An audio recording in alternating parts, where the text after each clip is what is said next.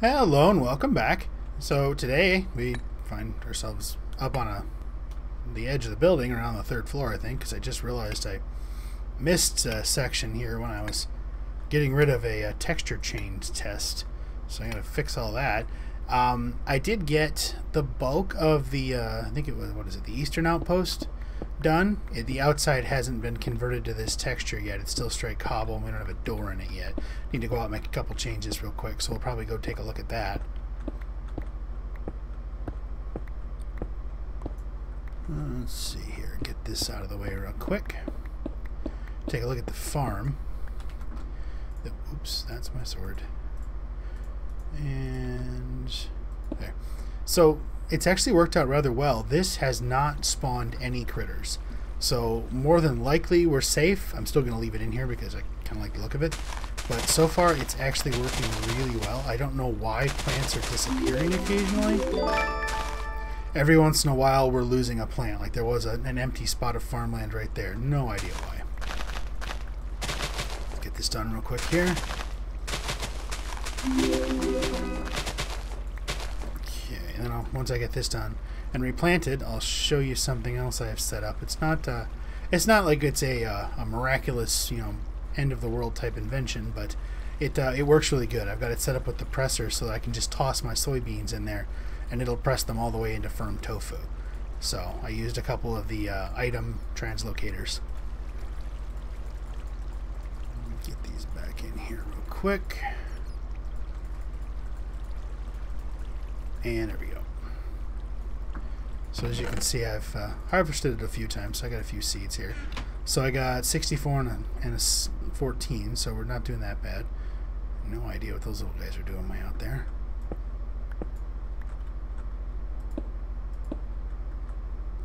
Alright, so here's the invention. Got our squeezer.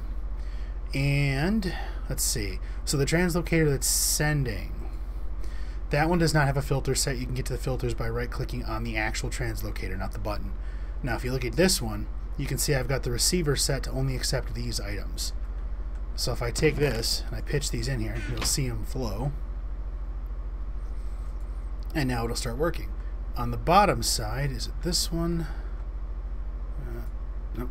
Yeah, that's right. Actually, that's right. I didn't need to put a filter on this side. So as they process, they'll flow into here.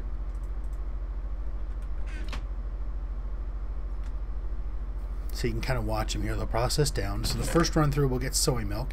Once all the soybeans are used up, the soy milk will start processing through. That'll get a silken tofu that'll sit here until this is all used up. And then it'll go in and then we'll get firm tofu. Works out pretty good. I mean, it actually just kind of keeps it flowing. So every once in a while I just come back here and I've got a pile of firm tofu, which is useful. Now, let's see. What did I need? We should be okay. We're going to head over there and take a look at that real quick. It's still nighttime, which isn't horrible. I do have to extend this down. Newt's down there on bedrock. He's extended the area out quite a bit. He actually just killed himself. He hit into one of the old mining tunnels, and one of those trickster swarms came through and tried to take him out. Well, actually they did. They blew him up good. So we had to go down there and rescue him. Now, I don't know how loud this is going to be, but we're going to use this real quick here. So for me, it kind of creaks my headphones and everything like that. It's this weird little feedback loop, I guess. But these things are fantastic. The tunnel beyond here doesn't have them, so man, do you notice it. So I got the same room markers. And this is ground level. As you can see, the slabs are not correct yet. Now, one of the things I had to do when I was out here is I remembered these are not supposed to be glass. These are supposed to be cobblestone along here because it kind of gives it a little bit of a ledge. Which is good because it means I can recover some of the glass because I used up a decent chunk of it doing this. Let's see if we can see it from here. There it is. This area right here. So this entire chunk here, you can kind of see a little bit of sand here. So these two chunks used to be sand. I stripped those things down to the water, below the water line, and converted all that into this clear glass from Tinker's, and used up the bulk of it already. I think I may still have a stack or so left, but actually no, I think I did use it all up because I was working on the upper floors of the base trying to get some more of those done. So I think we're up to the 10th floor now. as far as the actual base construction. About 2-3 more floors and it should hit the slime island level. Nope, out of those. So you can see we're almost done here. I did carve out a trench all the way around this place when I made it, so it's not really a trench, but a path. It prevented the zombies and everything from being able to fall from this hill and get onto it. It works out pretty good. It does, you can really tell at night that there are no slabs here because this place just piles with critters. So the next thing I think eventually out here will be an upgrade that drops that down a level and puts punji sticks along the edge of the building. So when anything piles up in there, it just starts killing itself. So if we go up here, here's the roof. Now this is the same design we used for the outpost that I think is south. Yeah, that one way over there. This is the same design except for the fact that this one had to be 3 floors tall in order to get off the ground floor. Or off a ground level. So, completely slabbed roof. It's little crenulations here with this slab on top of them so nothing can spawn. I do have one of those flat lamps on each of the center sides and then one right here just to kind of give it a little bit of light. And so we drop back down here.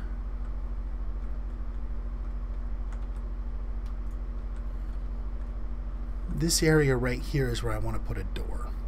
So I'm thinking maybe like an iron door or something like that. I'll probably raise the outside level up to this level right here so that the door can be sitting here and you can walk straight in, because otherwise you'll have to walk up. I'll have to break a slab here and I don't want to risk that. What I'll probably do is run a fence line around a little bit with some gates on, you know, like maybe 3 gates, one on each of the exposed sides so you can get into it, and then have a push button to open an iron door. So that's kind of where we were from last time. That gets us, you know, kind of caught up. We're doing pretty good here. I didn't actually realize how close this was to Katrina's base. You can see right here the actual tunnel. It runs right under here. So this is the first room I actually built, and then we kind of spread it out around like that. Usually what we'll do is we'll build it here and we'll go south and then around. So that's kind of how we've been doing it, and we're probably going to keep going that way. This tunnel goes all the way out to, I think it's somewhere in this neighborhood right now. What I'm actually thinking about doing is maybe once it gets to around here, or maybe just right here in this piece of the mountain, actually spiking it up and putting an outpost here, like maybe on top of the mountain or something, because this is extreme hills, so we can get emeralds and things from here, which could be useful. And I don't have any food on me. We're going to have to go back and get some of that. Alright, so what I'm going to do now, so now we're kind of caught up. Need to see if there's anything I need to take back with me. Oh, he did leave it just here. That's good, mine's about to break.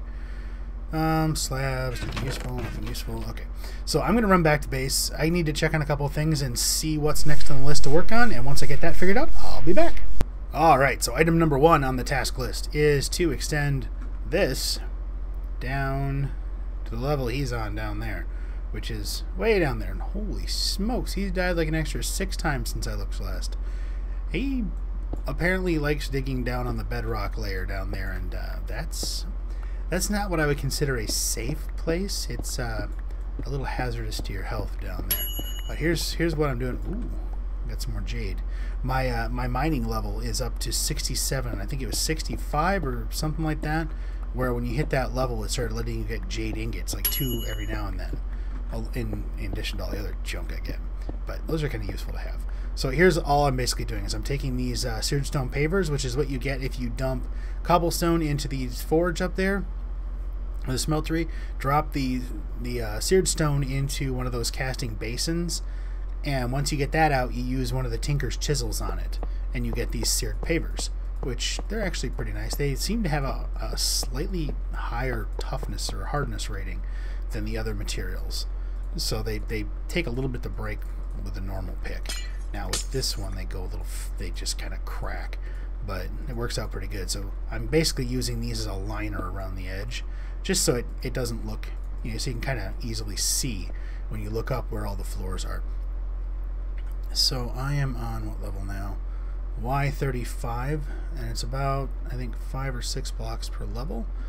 So it's going to take me a few minutes to get down there, I think, and get those done.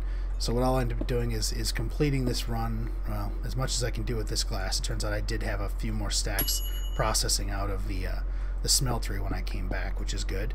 So I'm going to get as much of this done as I can, and then once I get as far down as I can get down there, we'll come back and see what else is on the checklist to get taken care of. Because one thing I have noticed is when you look at our base, it doesn't look like that much from this side, but when you go underground, the amount of area that we've covered, because I mean, we've covered all this with slabs, we built this area up, got an outpost here, tunnel that goes all the way out here. I got another tunnel on the 0 level, or the first basement level, that ends here, the other one that ends way over here, and then this one that goes way south of this outpost. So our base is spreading out quite a bit, which is, you know, kind of cool. So, like I said, all right, now back to the topic at hand. I'm going to get this done as far as I can, and then, like I said, I'll be back. All right, so back again. Take a look here. Let's carve this out. And what we're going to find shortly is this should be the last floor. Now, I did find out when I was looking at some of these floors, and cheated a little bit. The bulk of the rooms going up are locked off right here, and then they only have this room. Apparently what he was doing is using them as waypoints to make sure he had the spacing set up right. So not all of these are actual full levels. I think the majority of them past like the second or third basement level are actually I'm gonna run out of these things. They're actually just kind of placeholders for the central column. Yeah, I ran out of seared pavers.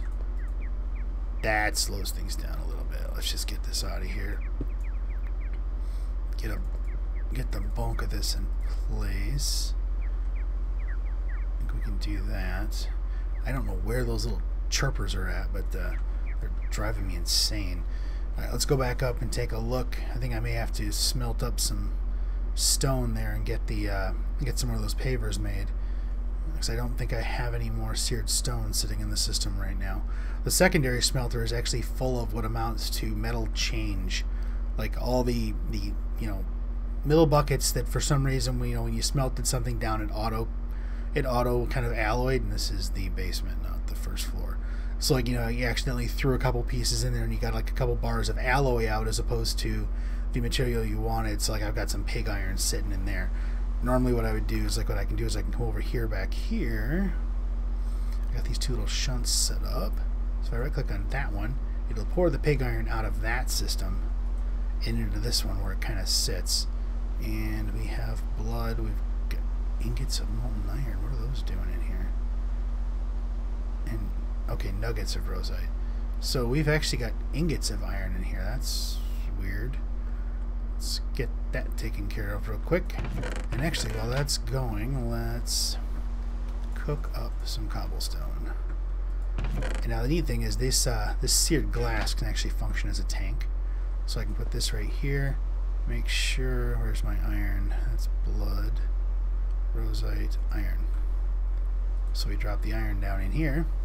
It'll fill this tank up. And one thing we found out, Newt fell from the top floor and died on the smeltery, on this smeltery. His corpse, the skeleton, fell inside the system and left 46,000 millibuckets of blood inside the system, which I then used this little transfer node. You can see we've got 40 millibuckets left, and we came out of that with 289 coagulated blood. So a lot of blood came out of that skeleton. Those things are apparently very durable. So, you know, if you ever need a lot of blood, that's how you get it. You put all your items in a box, jump down, die from fall damage when you hit your smeltery, and leave a corpse in there. So this will need to be emptied eventually. We'll just put it right there for now. And we're going to convert... This needs to be cobble real quick. And we'll take... This chisel's about to break. I'm basically just using it until it pops. Put that stuff away. Blood hunt is over. Yay! Alright, we're going to get some of our cobble soon.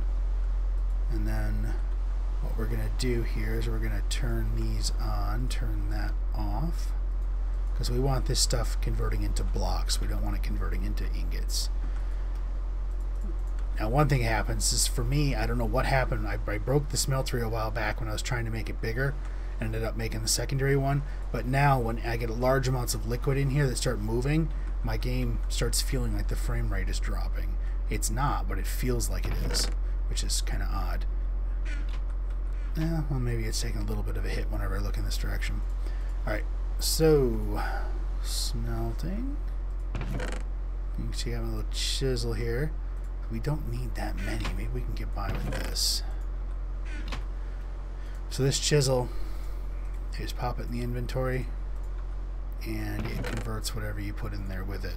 It's a really simple pattern. I think it's a stone tool rod and this chisel head right here. So really easy to make. Alright, let's drop back down to the lower floor and see if we can finish this. It's actually funny, I don't think we've mined diamonds in ages. I think we're getting the bulk of them from our actual digging.